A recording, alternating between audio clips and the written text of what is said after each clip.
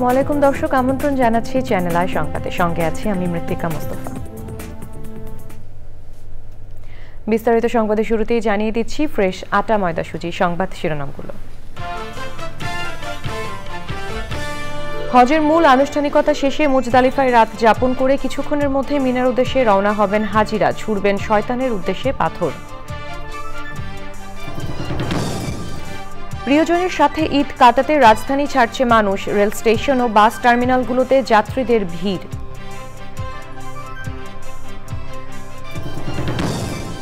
চট্টগ্রামের কালুরঘাট সেতুতে ট্রেনের সাথে সিএনজি অটোরিকশা ও মোটরসাইকেলের সংঘর্ষে নিহত ৩ জন এবং আহত ১০। বেশিরভাগ নারীদের মতামতের ভিত্তিতে নারী অধিকার কমিশন চায় হেফাজতে ইসলাম, রাখাইনে মানবিক করিডোর দেওয়া দেশের সার্বভৌমত্বের ওপর হুমকি বলে মন্তব্য। এবং সবুজের সাজায় বাংলাদেশ এই স্লোগানে কয়েক বছরে প্রকৃতি ও জীবন ক্লাবের বৃক্ষরোপণ কর্মসূচিতে দেশ জুড়ে ব্যাপক সাড়া, প্রকৃতির প্রতি দায়িত্ববোধ সৃষ্টির প্রশংসা।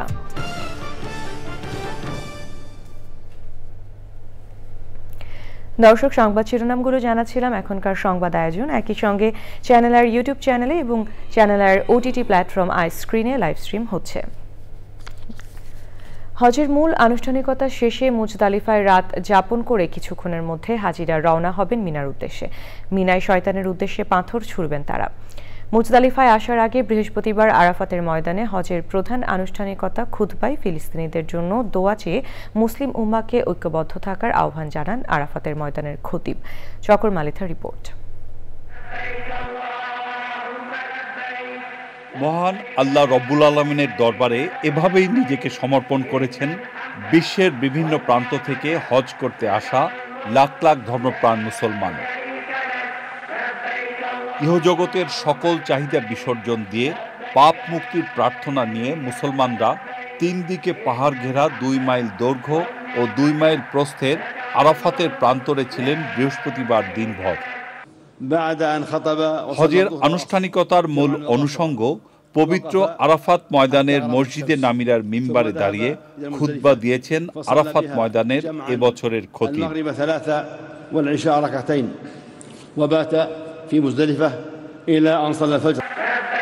হজের নিয়ম অনুযায়ী সূর্যাস্তের সঙ্গে সঙ্গে রওনা হয়ে হাজিরা পৌঁছান পরবর্তী গন্তব্য 5 কিলোমিটার দূরের মুজদালিফায়। আত্ম উপলব্ধির এই জায়গায় মাগরিব ও এশার নামাজ আদায় করে সেখানেই খোলা আকাশের নিচে রাত কাটিয়েছেন আল্লাহর মেহমানরা। সেখান থেকেই শয়তানকে ছোড়ার প্রয়োজনীয় পাথর সংগ্রহ করেন তারা। ভোরে মুজদালিফায় বালি আর পাথরের উপর দাঁড়িয়ে ফজরের নামাজ আদায় করে শয়তানকে পাথর ছোড়ার উদ্দেশ্যে রওনা হবেন মিনার দিকে। 3 দিন মিনায় অবস্থান করে শয়তানকে পর্যায়ক্রমে পাথর ছুড়বেন হাজিরা। এরপর পশু কোরবানি করে পালন করবেন পবিত্র ঈদ উল আজহা। বাংলাদেশে ঈদ উদযাপিত হবে শনিবার। চকর মালিথা, চ্যানেল আই। প্রিয়জনের সঙ্গে ঈদ উদযাপনে বাস, ট্রেন ও লঞ্চে রাজধানী ছাড়ছে মানুষ। ট্রেনে ঈদ যাত্রার খবর জানাতে রাজধানীর কমলাপুর রেল স্টেশনে আছেন মাসরুর শাকিল। আমরা সরাসরি যাচ্ছি তার কাছে। শাকিল, কমলাপুর রেল স্টেশনে ঈদ যাত্রার এই মুহূর্তের পরিস্থিতি আমাদেরকে জানাবেন।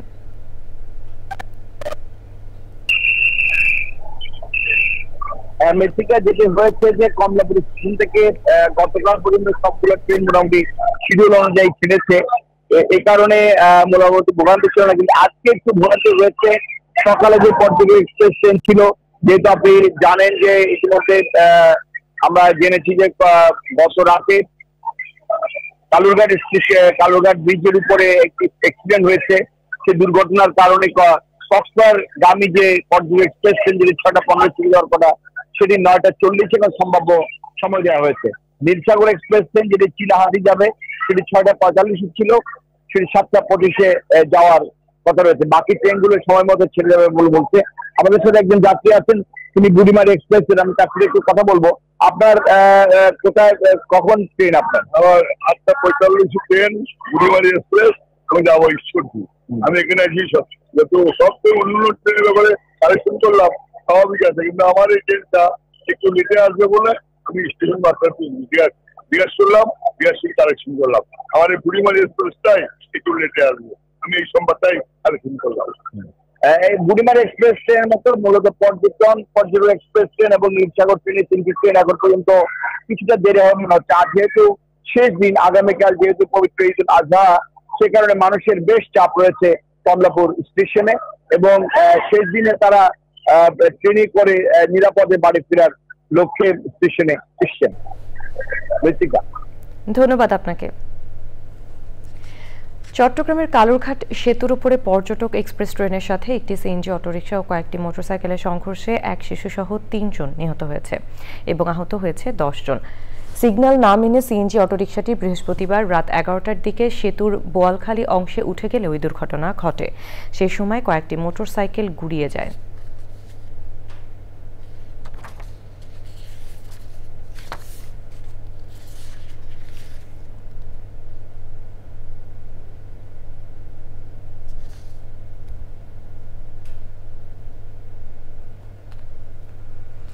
দেশের সিংহভাগ নারীর মতামতের ভিত্তিতে নারী অধিকার কমিশন চায় হেফাজতে ইসলাম। বাংলাদেশ মিয়ানমার সীমান্তে মানবিক করিডোর দেওয়া হলে সেটি দেশের সার্বভৌমত্বের উপর হুমকি হবে বলে মনে করেন দলের নেতারা। রিয়াজ ইসলামের রিপোর্ট। নারী অধিকার কমিশন মানবিক করিডোর ও হেফাজতের ভবিষ্যৎ পরিকল্পনা সহ সমসাময়িক বিষয় নিয়ে চ্যানেল আইয়ের সঙ্গে কথা বলেন হেফাজতে ইসলামের নেতা মাওলানা রাকিবুল ইসলাম ফারুকী। তার মতে নারী অধিকার কমিশনের দেওয়া প্রস্তাব দেশের বৃহৎ অংশের নারীর প্রতিনিধিত্ব করে না। নারীকে বাদ দিয়ে তো একটা সমাজ হয় না, নারীকে বাদ দিয়ে একটা রাষ্ট্র হয় না, নারীকে বাদ দিয়ে একটা সংসার হয় না। সব ক্ষেত্রেই নারীকে প্রয়োজন আছে। আমরাও চাই নারীর অধিকার বাস্তবায়নের জন্য একটা কমিশন থাকুক। মাঠ পর্যায়ে বলেন, ঘরোয়া পরিবেশে বলেন, যারা সবচেয়ে বেশি নারীর অধিকার নিয়ে কথা বলে তাদের বিরুদ্ধে যদি আপনি নারীর অধিকার বাস্তবায়নের নামে স্লোগান দেন, তার মানে আপনি ষড়যন্ত্রকারী। সুতরাং যারা রাজপথে নামছে এখন, আমার দৃঢ় বিশ্বাস গভর্নমেন্ট যদি, অন্তর্বর্তীকালীন গভর্নমেন্ট যদি খুব গভীরভাবে তদন্ত করে, তারা ষড়যন্ত্রকারী হিসাবেই প্রমাণিত হবে। শাপলা চত্বর হত্যাকাণ্ডের সুষ্ঠু বিচার চেয়ে তিনি বলেন, জুলাই আন্দোলনের ভিত্তি তৈরি হয়েছে হেফাজতের গত 5ই মের আন্দোলনের মাধ্যমে। জুলাই বিপ্লবের যদি তাদের এই ইতিহাস, তাদের ঐতিহ্য, তাদের শাহাদাত, এই সব কিছু যদি সম্মান দেখিয়ে সেটাকে নিয়ে যদি রাষ্ট্র তাদের সম্মানের চিন্তাটা করে, অবশ্যই তো সেক্ষেত্রে 2013 সালে যারা শাহাদাত বরণ করেছে তাদেরকেও সম্মানিত করার চিন্তা করা উচিত। মানবিক করিডোর সহ স্পর্শকাতর ইস্যুতে সার্বভৌমত্ব যেন ক্ষুণ্ণ না হয়, সেজন্য সরকারের প্রতি আহ্বান জানান এই হেফাজত নেতা। রিয়াজ ইসলাম, চ্যানেল আই, ঢাকা। সবুজে সাজে বাংলাদেশের স্লোগানে গত কয়েক বছর বৃক্ষরোপণ কর্মসূচি করে দেশ জুড়ে ব্যাপক সাড়া জাগিয়েছে প্রকৃতি ও জীবন ক্লাব। এরই ধারাবাহিকতায় এই বছর সারা দেশে বৃক্ষরোপণ কর্মসূচির অংশ হিসেবে শেরপুরে বৃক্ষরোপণ ও চারা বিতরণ করছে প্রকৃতি ও জীবন ক্লাব। প্রকৃতির প্রতি দায়িত্ববোধ সৃষ্টিতে প্রকৃতি ও জীবন ক্লাবের এমন উদ্যোগের প্রশংসা করেছেন বিশিষ্টজনেরা। হাকিম বাবুলের তথ্য ভিডিও চিত্রে আফরোজা হাসির রিপোর্ট। ধ্বংসাত্মক উন্নয়ন, অপরিকল্পিত নগরায়নে বনাঞ্চল কমে যাওয়ায় বাড়ছে প্রাকৃতিক দুর্যোগ। দীর্ঘ হচ্ছে জলবায়ু উদ্বাস্তুর তালিকাও। মলিন প্রকৃতিতে প্রাণ ফেরাতে শেরপুরে প্রকৃতি ও জীবন ক্লাবের 3 মাসব্যাপী বৃক্ষরোপণ কর্মসূচি। সবুজে সাজাই বাংলাদেশ এই প্রতিপাদ্যে সারা দেশব্যাপী বৃক্ষরোপণ কর্মসূচি শুরু করেছে প্রকৃতি জীবন ক্লাব। এ উপলক্ষে শেরপুরের নালিতাবাড়িতে বৃক্ষরোপণ কর্মসূচি হয়েছে। এখানে যারা স্কুল কলেজের ছাত্রছাত্রী তারা সবাই একসাথে এই কাজটি করেছেন। 160 কোটি লোক নির্ভরশীল এই সারা পৃথিবীতে এই বৃক্ষের উপরে। যদি এই বৃক্ষ না থাকতো, এই বন না থাকতো, তাহলে কিন্তু তারা সারভাইভ করতে পারতো না। তাহলে যে গাছ এত উপকার করে নানাভাবে এবং নানা কর্মকাণ্ড আমরা করছি এই গাছ দিয়ে, সেই গাছ কিন্তু লাগাতে হবে। আসুন আমরা সবাই হাতে হাত মিলিয়ে এই বৃক্ষরোপণ কর্মসূচিকে এগিয়ে নিয়ে যাই এই বর্ষায়। নলিতাবাড়ী উপজেলার অরণি প্রোগ্রেসিভ স্কুল ও শিমুলতলা সরকারি প্রাথমিক বিদ্যালয়ে শিক্ষার্থীদের ফলদ, বনজ ও ওষুধি গাছের চারা উপহারের পাশাপাশি বৃক্ষরোপণ করা হয়। একটি গাছ একটি অক্সিজেন ফ্যাক্টরি, যাকে আমরা বেঁচে থাকি, তার জন্য আমাদের উচিত বেশি বেশি গাছ লাগানো। প্রকৃতি ও জীবন ক্লাবের পক্ষ থেকে আমাদের যে অরণ্য পরিস্থিতি স্কুলকে বেছে নেওয়া হয়েছে বৃক্ষরোপণ এবং সুরক্ষার জন্য, এজন্য আমি ওনাদের কাছে কৃতজ্ঞতা জ্ঞাপন করছি। শুধু বৃক্ষরোপণই নয়, রোপিত গাছ সংরক্ষণে সচেতনতা সৃষ্টি ও জনসম্পৃক্ততায় উদ্যোগ নিয়েছে প্রকৃতি ও জীবন ক্লাব। আমরা যত গাছ লাগাবো তত আমাদের পৃথিবীতে অক্সিজেনের কোনো ঘাটতি পড়বে না। বৃক্ষরাজির অবদান অনস্বীকার্য। এই সচেতনতাটা আমরা মানুষ চারাদের মাধ্যমে তাদের হাতে গাছের চারা তুলে দিয়ে বুঝাবার প্রকাশ করবার চেষ্টা করলাম। সুস্থ ও সুন্দর প্রকৃতি গড়তে প্রকৃতি ও জীবন ক্লাবের এমন উদ্যোগ অব্যাহত রাখবে প্রত্যাশা সুধীজনদের। গাছ না থাকলে যে আমরা বাঁচবো না, এই অনুভূতিটা ওদের মধ্যে জাগিয়ে তুলতে হবে, তাহলেই ওরা প্রকৃতিকে ভালোবাসবে। আজকে যেটা শিশুদের দিয়ে শুরু করা হলো, এখানে শিশুরা যেমন বেড়ে ওঠে, গাছও সেই সাথে বেড়ে উঠবে এবং প্রাণ প্রকৃতি রক্ষা পাবে। সচেতনতামূলক স্কেটিং রাইডে জলবায়ুর বিরূপ প্রভাব মোকাবেলায় বৃক্ষরোপণের প্রয়োজনীয়তা তুলে ধরেন স্কেটাররা। সবুজায়নের এমন নানামুখী উদ্যোগে আবারও প্রাণবন্ত হয়ে উঠবে বাংলার প্রকৃতি, প্রত্যাশা পরিবেশবাদীদের। আফরোজা হাসি, প্রকৃতি ও জীবন ডেস্ক, চ্যানেল আই। এবারে কনকা ফ্রিজ কোরবানির হাটের খবর।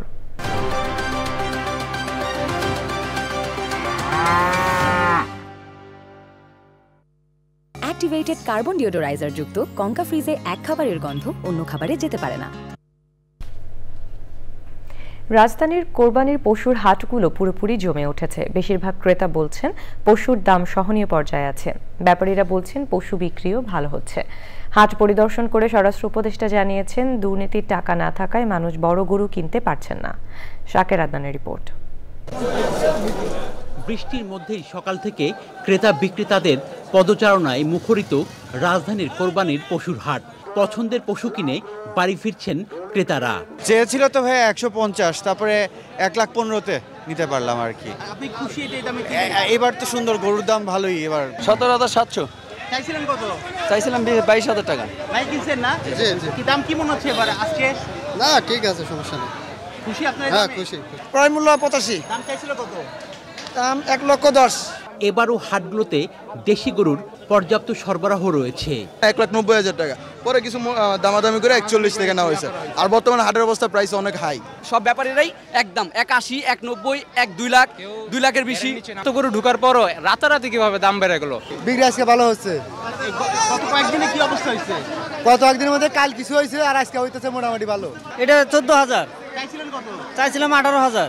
আবহাওয়াটা এবং সবকিছু ভালো থাকলে আমাদের হাটের পরিবেশ পরিস্থিতি শৃঙ্খলা অত্যন্ত সুন্দর এবং বেচাকেনা আল্লাহর মধ্যে রাতের থেকে আরো বেশি বাড়বে। গাবতলীর পশুর হাট পরিদর্শন করে গণমাধ্যমের সঙ্গে কথা বলেন স্বরাষ্ট্র উপদেষ্টা। আগে হলো দুর্নীতির টাকা ভরা ছিল পকেটে, এখন তো দুর্নীতির টাকা নাই, এখন এই জন্য বড় গরু কিনতে পারতেছে না। হিসাবে আমি তো ভালো দেখলাম। আপনারা বলেন কোনো নিরাপত্তার ঘাটতি আছে কিনা? ঈদের আগের শেষ সময়ে ক্রেতাদের ভিড় আরো বাড়বে বলে আশা করছেন বিক্রেতারা। শাকের আদনান, চ্যানেল আই, ঢাকা। দর্শক, ফিরে এলাম বিরতির পর। ঈদুল আজহায় মুক্তি পাচ্ছে শাকিব খান অভিনীত সিনেমা তাণ্ডব। রায়হান রাফি পরিচালিত তাণ্ডব সিনেমার মধ্য দিয়ে খলনায়ক হিসেবে বড় পর্দায় হাজির হচ্ছেন ছোট কাকু খ্যাত অভিনেতা আফজাল হোসেন। জমকালো আয়োজনে সিনেমাটির বিস্তারিত তুলে ধরেছেন কলাকুশলীরা। সুলতানা হিমো রিপোর্ট। ঈদের আমেজে তাণ্ডব চালাতে আবারও বড় পর্দায় নতুন রূপে হাজির হলেন মেগাস্টার শাকিব খান। আসছে দামাল খাতু নির্মাতা রায়হান রাফি পরিচালিত, শাকিব জয়া অভিনীত ঢালিউডের নতুন সিনেমা তাণ্ডব। তাণ্ডব সিনেমার মধ্য দিয়ে খলনায়ক হিসেবে বড় পর্দায় হাজির হচ্ছেন ছোট কাকু খ্যাত অভিনেতা আফজাল হোসেন। সাথে রয়েছেন সাবিলা নূর, রোজে সিদ্দিকী সহ আরও অনেকে। সংবাদ সম্মেলনে তাদের অভিনীত ছবি তাণ্ডব নিয়ে জানান নিজেদের অভিব্যক্তি। আপনার প্রশ্ন যদি আমি বুঝে থাকি আমাকে কিভাবে দেখা যাবে এই সিনেমায়, তো সেটা তো আমি বলবো না, কারণ আমি চাই আপনি পয়সা খরচ করেন। এই ছবির আরেকজন হিরো কিন্তু গল্প, যতই মিল খুঁজবার চেষ্টা করেন সেটা কোনো দিক দিয়ে আমার মনে হয় না আপনারা পাবেন। আমি আসলে ফিল করে আমি খুবই লাকি যে আমি আমার প্রথম সিনেমাতেই এরকম বিশাল বড় অ্যারেঞ্জমেন্টে কাজ করতে পারছি। শাকিব খানের প্রত্যাশা দর্শকের হৃদয়ে তাণ্ডব চালাবে সিনেমা তাণ্ডব। নির্মাতার মতে এই সিনেমা ছাড়িয়ে যাবে শাকিবের অতীত সিনেমার রেকর্ডও। আমি আসলে লাস্ট কয়েক বছর ধরে নিজেকেই নিজে ভাঙতে চাই, চেষ্টা করে যাই যে আমার একটা সিনেমা যেন একটা সিনেমার চাইতে যেন আরেকটা সিনেমা ভিন্ন রকম হয়। তাণ্ডব একটা স্ট্রং গল্পের ছবি, তাণ্ডব একটা ওয়েল মেকিং এর ছবি। আমি বিশ্বাস করি যে তাণ্ডব সবার হৃদয়ে তাণ্ডব ঘটাবে। তো আমরা যেহেতু অফিসিয়ালি বলছি না আমরা কে কে আছেন, সিনেমাটা দেখেন একটা দিন বাকি আছে, তো আমার মনে হয় আপনাদের মন ভরে যাবে। শিগগিরই তাণ্ডব প্রদর্শনের জন্য নির্ধারিত সিনেমা হলের তালিকা প্রকাশ করবে প্রযোজনা team. Sultana Himu, channel I, Dhaka. কানাডায় স্থানীয় সময় শুক্রবার পবিত্র ঈদুল আজহা উদযাপন হবে। কানাডার ক্যালগারিতে ঈদের প্রধান জামাত অনুষ্ঠিত হবে আকরাম জুম্মা মসজিদে স্থানীয় সময় শুক্রবার সকাল 7:30টায়। দ্বিতীয় জামাত সকাল 9টায় এবং তৃতীয় জামাত সকাল 10:30টায়। ইমামতি করবেন ইমাম শেখ ইউসুফ ট্রায়া। প্রবাসী বাংলাদেশি সহ বিভিন্ন দেশের ধর্মপ্রাণ মুসল্লিরা ঈদের নামাজ আদায় করবেন। বাংলাদেশ কমিউনিটির মসজিদ BMICC-তেও ঈদের নামাজ হবে। সেখানে ঈদের প্রথম জামাত শুক্রবার স্থানীয় সময় সকাল 7:30টায় এবং দ্বিতীয় জামাত সকাল 8:30টায়। এবারে কৃষি সংবাদ।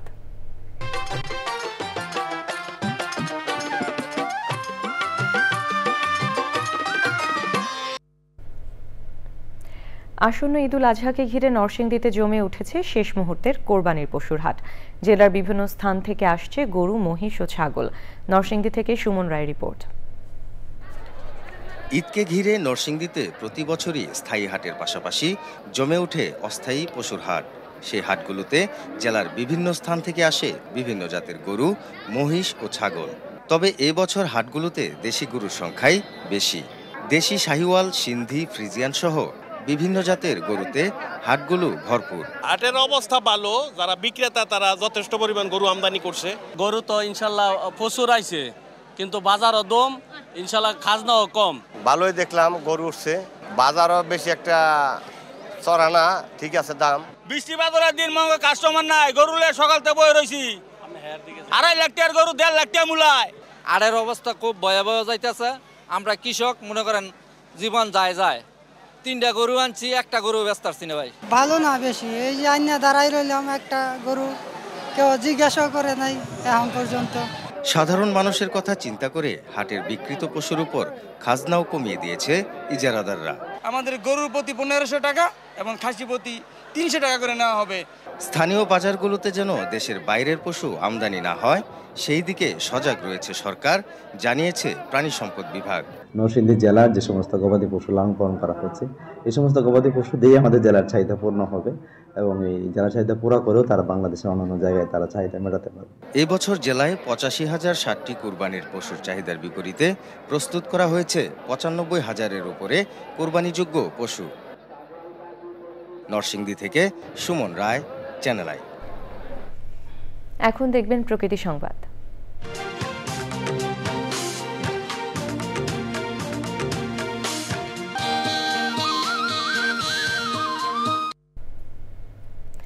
আসন্ন বর্ষায় শরীয়তপুরের জাজিরায় পদ্মা সেতু প্রকল্প রক্ষা বাঁধের 100 মিটার অংশ ভাঙনের ঝুঁকিতে পড়েছে, আর এতে চরম আতঙ্কে দিন যাপন করছেন পদ্মাপাড়ের মানুষ।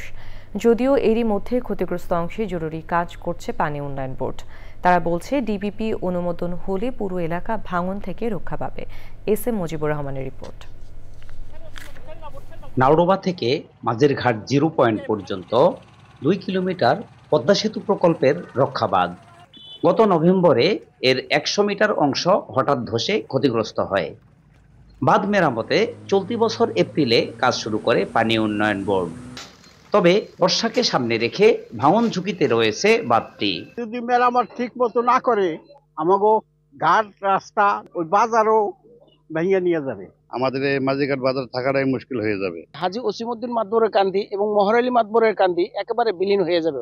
দ্রুততম সময়ের মধ্যে বাঁধ সংস্কার না হলে বিস্তীর্ণ এলাকা বিলীন হওয়ার আশঙ্কা স্থানীয় প্রশাসনের। বাঁধটা যদি টেকসই না করা হয় তাইলে এই বর্ষার মধ্যেই আমার এই পূর্ব নাওডোবা ইউনিয়নের একটা বাজার, 5টা-6টা গ্রাম নদীগর্ভে বিলীন হয়ে যাবে। ঝুঁকিপূর্ণ বাঁধের ডিপিপি অনুমোদন হলে স্থায়ীভাবে ভাঙন কবল থেকে রক্ষা হবে।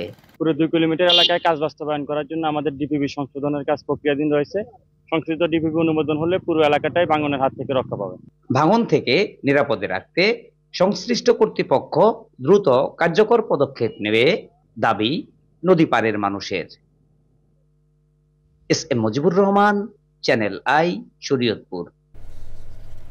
দর্শক, এবারে খেলার খবর।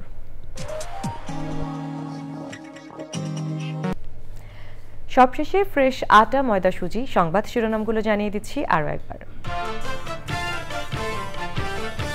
হজের মূল আনুষ্ঠানিকতা শেষে মুজদালিফায় রাত যাপন করে কিছুক্ষণের মধ্যে মিনার উদ্দেশ্যে রওনা হবেন হাজিরা, ছুড়বেন শয়তানের উদ্দেশ্যে পাথর। প্রিয়জনের সাথে ঈদ কাটাতে রাজধানী ছাড়ছে মানুষ, রেল স্টেশন ও বাস টার্মিনালগুলোতে যাত্রীদের ভিড়। চট্টগ্রামের কালুরঘাট সেতুতে ট্রেনের সাথে সিএনজি, অটোরিকশা ও মোটরসাইকেলের সংঘর্ষে নিহত ৩ জন এবং আহত ১০। বেশিরভাগ নারীদের মতামতের ভিত্তিতে নারী অধিকার কমিশন চায় হেফাজতে ইসলাম। রাখাইনে মানবিক করিডোর দেওয়া দেশের সার্বভৌমত্বের ওপর হুমকি বলে মন্তব্য। এবং সবুজে সাজায় বাংলাদেশ এই স্লোগানে কয়েক বছরে প্রকৃতি ও জীবন ক্লাবের বৃক্ষরোপণ কর্মসূচিতে দেশ জুড়ে ব্যাপক সাড়া, প্রকৃতির প্রতি দায়িত্ববোধ সৃষ্টির প্রশংসা।